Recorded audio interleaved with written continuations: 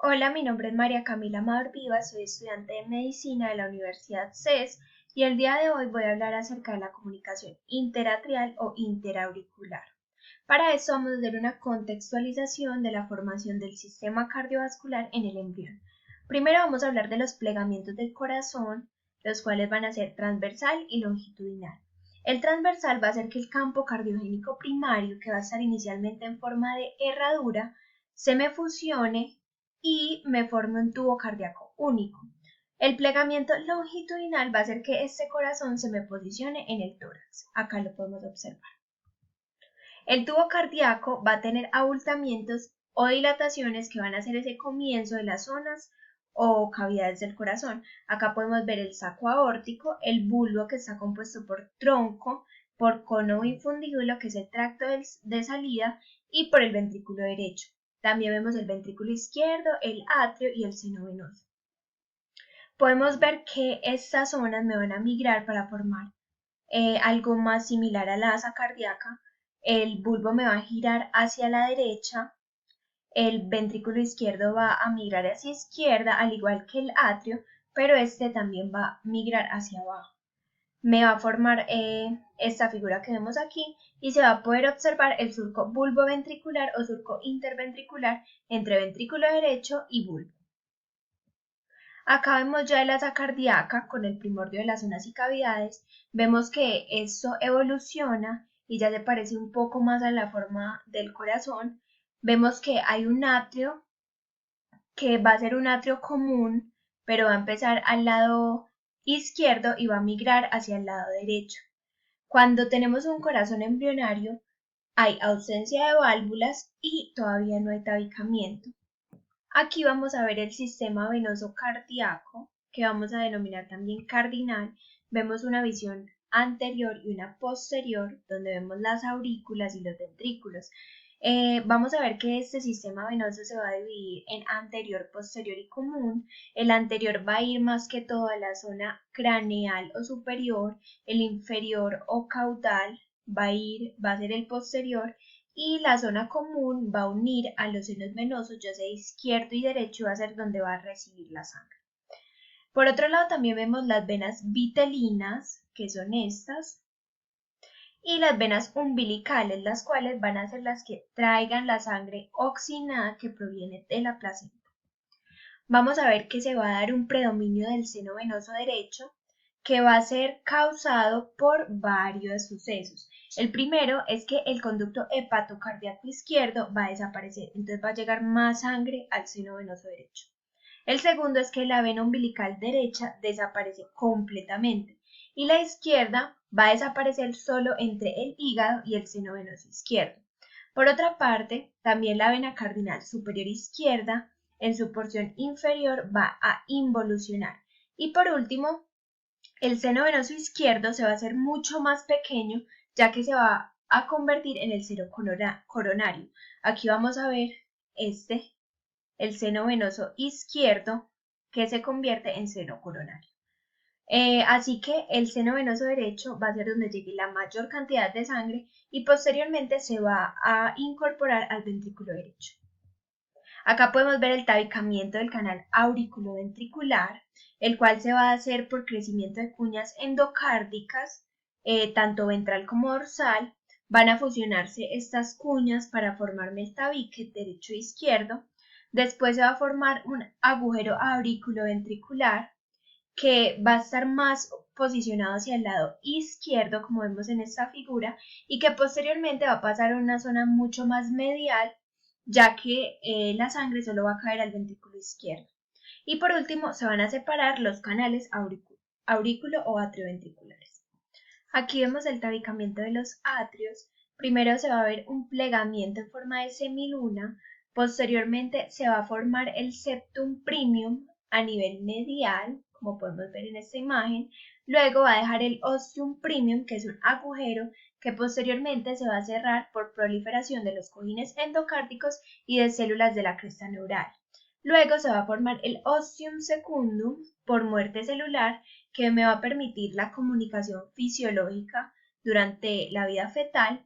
Luego se me va a formar el septum secundum, que ahí lo vamos a ver, por aporte del septum premium y el agujero sinoatrial. Y por último se me va a formar el agujero oval, que lo vemos en esta última imagen, y este no se va a cerrar durante el periodo embrionario, ya que va a ser muy útil, ya que el feto no va a tener pulmones, entonces no va a necesitar oxigenar la sangre ahí, ni por la respiración, sino por medio de la placenta. Acá vemos la importancia del agujero oval, ya que este va a permitir, como ya les dije, el paso de la sangre del atrio derecho al izquierdo. Tenemos que recordar que hay mayor presión en el atrio derecho que en el izquierdo, porque los pulmones van a estar llenos de líquido amniótico. Y el papel de la prominencia mesenquimatosa dorsal, que va a ser la que ayude a la formación del septum premium. Ahora sí vamos a empezar a hablar de nuestro tema, que es la comunicación interatrial o interauricular. ¿Qué es esta? Es un defecto en el tabicamiento entre los atrios o aurículas, que me va a dejar un agujero que me va a permitir una comunicación entre ellas, generando un flujo de sangre. Ya podemos ver que la sangre de la aurícula izquierda va a tener una presión mucho mayor que el de la aurícula derecha. Entonces, la sangre de la aurícula izquierda se me va a colar o a pasar por el agujero hacia la aurícula derecha. Y va a dar como resultado que el corazón tenga que bombear más sangre de lo normal de la aurícula derecha a los pulmones para poder oxigenar a todo el feto. Tipos de comunicación interauricular. Existen 3 y se basan en la ubicación del defecto del tabique o la pared auricular. Está un defecto en el ostium secundum, que es el más común, está entre el 50 al 70% de las comunicaciones interauriculares. En este caso se ubica el defecto en la fosa oval o en el centro del tabique. Hay un segundo defecto o tipo que es el del ostium premium. Este tipo está localizado en la porción anteroinferior del tabique, es decir, cerca de la válvula tricúspide. Y esto me va a generar muchos problemas, ya que también va a tener un defecto auriculoventricular.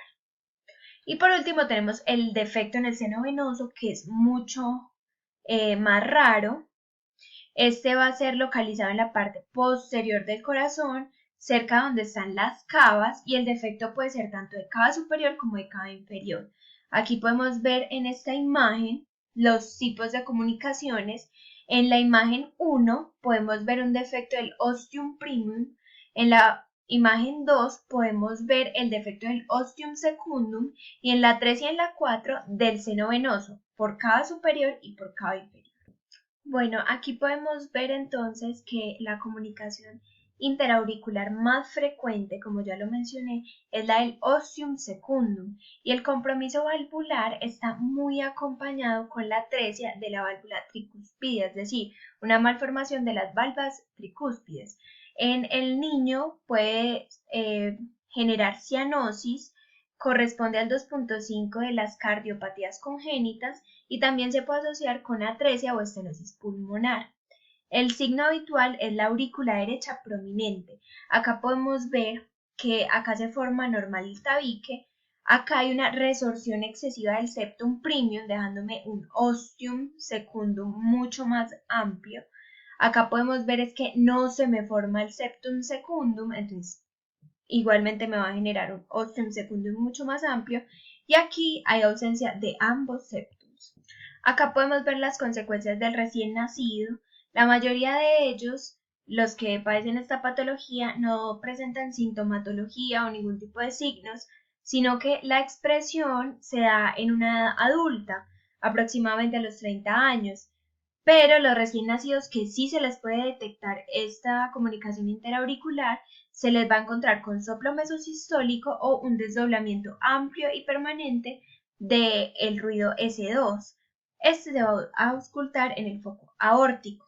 También un cortocircuito entre las aurículas izquierda y derecha va a generar un soplo diastólico redoblante, que la mayoría de veces es de tono bajo, por aumento del flujo tricuspidio, y se puede auscultar en este mismo foco.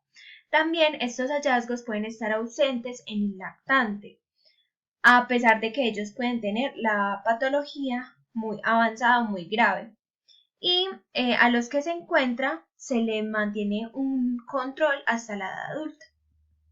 Otras consecuencias. Algunas de estas comunicaciones interauriculares me van a formar un foramen oval que va a ser permeable, estirado y me van a generar soplos.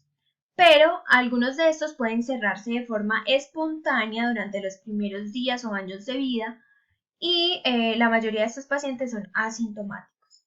Cuando estas comunicaciones interauriculares son persistentes en la adultez, pueden provocar grandes derivaciones que van a sobrecargar esta aurícula y este ventrículo, es decir, los derechos.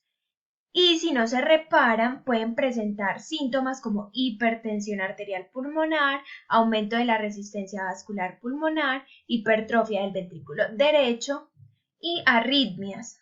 También puede evolucionar a taquicardia supraventricular o fibrilación auricular. Por último, esta sobrecarga puede hacer que se dé un cortocircuito auricular bidireccional por la cianosis. Y esto va a tomar el nombre de síndrome de Eisenmenger. Y esto está más que todo descrito en la edad media adulta.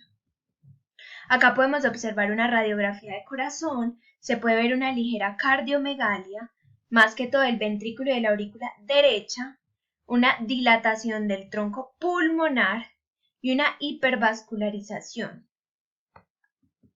Acá también podemos ver un ecocardiograma, donde vemos las cavidades y vamos a ver que son mayores las del ventrículo aurícula derecha, o sea, las cavidades derechas.